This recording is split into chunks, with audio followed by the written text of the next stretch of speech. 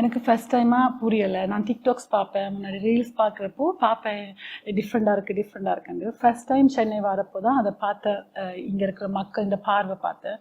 ஆனால் உண்மையிலேயே நான் இது நேரடியாகவே சொல்கிறேன், ரொம்ப பிஸ்னஸாக கொண்டு போகிறாங்க. இங்கே இந்தியாவில் வந்து ரொம்ப பிஸ்னஸாக கொண்டு போகிறாங்க. இது தப்பான பார்வையில் நான் உங்களுக்கு தப்பாக கொண்டு போகணும்னு இல்லை, ஆனால் பிஸ்னஸ் இந்த பார்வையில் பார்க்குறாங்க. இப்போ பார்த்தீங்கன்னா வாட்டர் ப்ரூஃப் மேக்கப்னு சொல்கிறாங்க, 3D மேக்கப்னு சொல்கிறாங்க, 4K மேக்கப்னு சொல்கிறாங்க. 4K மேக்கப்னா என்ன தெரியுமா?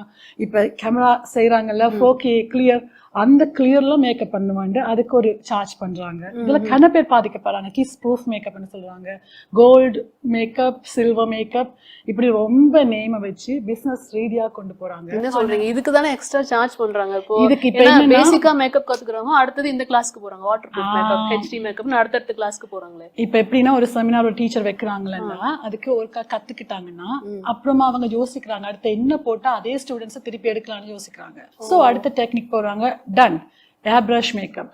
ஏர் பிரஷ் மேக்கப்புக்கு என்ன செய்யறாங்க, அந்த ஸ்டூடெண்ட்ஸ் அடுத்ததை கஷ்டப்பட்டு, இப்ப பணம் இருக்கிறவங்க பரவாயில்ல, நீங்க போடுங்க பணத்தை போயிருங்க. இதுல யார் பாதிக்கப்படுறாங்கன்னா அந்த ஆசையில இருப்பாங்கல்ல, இந்த பணத்தை எப்படி சம்பாதிச்சிருக்க போய் பாத்துறணும்னு இருப்பாங்கல்ல, என்ன நடக்குதுன்னு அவங்கதான் இதுல பாதிக்கப்படுறாங்க. இன்டர்நேஷனல் ப்ராடக்ட்ஸ் வந்து யூஸ் பண்றாங்க, வாட்டர் ப்ரூஃப் அண்ட் மேக்கப்புக்கு வந்து யூஸ் பண்றாங்க. சோ நீங்க வாட்டர் ப்ரூஃப் மேக்கப் வந்து நீங்க டீச் பண்றா, அந்த எப்படி சொல்றது, பிரைட் வந்து ஸ்விம் பண்ண போறாங்கன்னா ஆஃப்கோர்ஸ் நீங்க வாட்டர் ப்ரூஃப் மேக்கப்பை வந்து அவங்களுக்கு காட்டலாம். ஓகே, அதுலயும் வந்து வாட்டர் ப்ரூஃப்க்கு ப்ராடக்ட்ஸ் இருக்குது தனியா. வாட்டர் ப்ரூஃப்னா A to Z வந்து நீங்க வாட்டர் ப்ரூஃப் மட்டுமே நீங்க மேக் பண்ணி மட்டுமே செய்யணும். இவங்க என்ன பண்றாங்கன்னா அதே இன்டர்நேஷனல் ப்ராடக்ட்ஸ், இப்போ ஃபார் எக்ஸாம்பிள் நாக்ஸ்ன்னு சொல்லுவாங்க, சனல்னு சொல்லுவாங்க இல்லைங்க, அந்த ப்ராடக்ட்ஸை வச்சு, அது நார்மல் மேக்கப்ல செய்யற ப்ராடக்ட்ஸை வச்சு வாட்டர் ப்ரூஃப்க்கு கொண்டு வந்து சின்ன விஷயம். இப்ப சிலிக்கான் இருக்கு தனி, இப்ப எல்லா ப்ராடக்ட்ஸ்க்கும் சிலிக்கான் போடுறாங்க. சிலிக்கான் வந்து தண்ணிக்குள்ள வந்து ஒட்டாது. ஸோ என்ன பண்றாங்க, அவங்க மேக்கப் பண்ணி முடிச்சு தண்ணியை ஊத்திட்டு டிஷ்யூ பேப்பரால செஞ்சு காட்டி ஓகே வாட்டர் ப்ரூஃப். இப்போ பிரைட்ஸ் வந்து நாங்க என்ன தண்ணிக்குள்ள போட்டு நீண்டவா ஸ்விம் பண்ணவா விட போறோம்? இல்ல அது தேவையில்லைல்ல. இப்ப அதே மாதிரி ஏர் பிரஷ் மேக்கப்னு சொல்றாங்க. அதுக்கும் எனக்கு ஒரு பெரிய ஒரு கவலை இருந்துச்சு. ஏர் பிரஷ் வந்து கத்துக்கிறது தப்பு கிடையாது.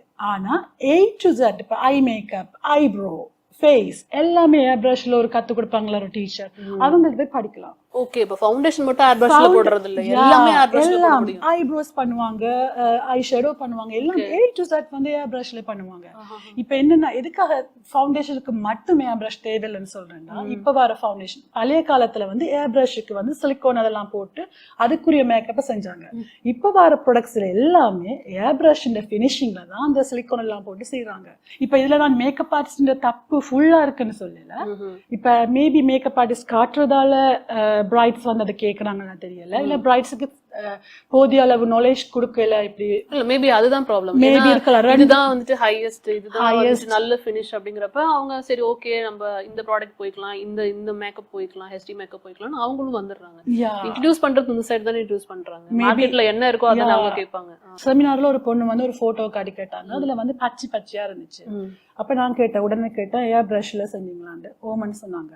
அப்ப என்னன்னா யாருக்கு மேக்னி ப்ரோன் ஸ்கின், போஸ் வந்து ஓப்பன் கூடவா இருக்கிறவங்களுக்கு ஏர் பிரஷ் யூஸ் பண்ணக்கூடாது. யூஸ் பண்ணா அந்த இப்போ ஒரு ஒரேஞ்ச் இருக்குல்ல, ஒரேஞ்சின் ஸ்கின்னை யோசிச்சு பாருங்க, குட்டி குட்டி போஸ் மாதிரி இருக்குல்ல, அதுல போயிட்டு நாங்க ஃபவுண்டேஷன் எடுத்து ஃபாஸ்டா அப்ளை பண்ணா என்னங்க நடக்கும், அதுக்குள்ள போகாது இல்ல, திருப்பி வெளியில வந்து.